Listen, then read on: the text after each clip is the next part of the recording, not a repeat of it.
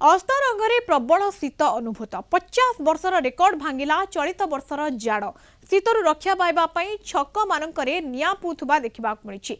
रात्रि 7टा हेले रास्ता घाट जनशून्य हो जाउथुबा बेले बजार छक को लोके आसु नथिबा देखा मिली। अस्तरंगरे केमिति रहिछि शीतर प्रकोप लोकंक सहित आलोचना करिसेंती आम काकटपुर रिपोर्टर लोकनाथ स्वाई।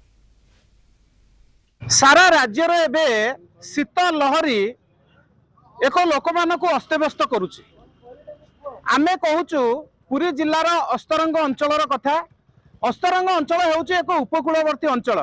विशेष भाव में शीत दिने एठार शीत कम अनुभव करा जाय थाए, किंतु चलित वर्ष जहाँ आंचलिक पाणीपाग विभाग कहवा कथा 50 वर्षर शीत को रेकर्ड भांगी।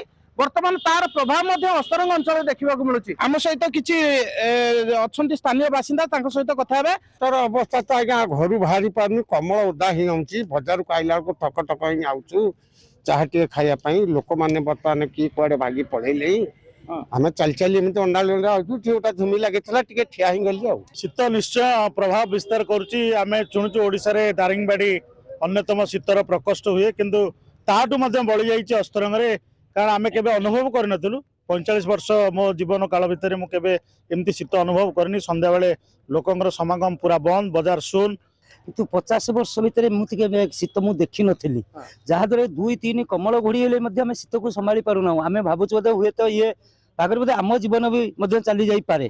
पाखापाखि तो आम एरिया 10-15 लोक भी शीत चली गले, बुढ़ा बुढ़ी मैंने सब चली गले। तेणु जहाँ भी हो खाली टे चाह पीवा बर्तमान बजार को आसीलु।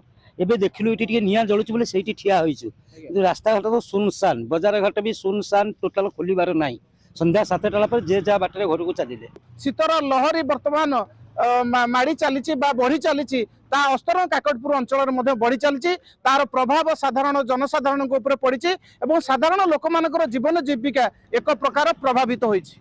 अस्तरंग लोकनाथ स्वाई, कलिंग टीवी।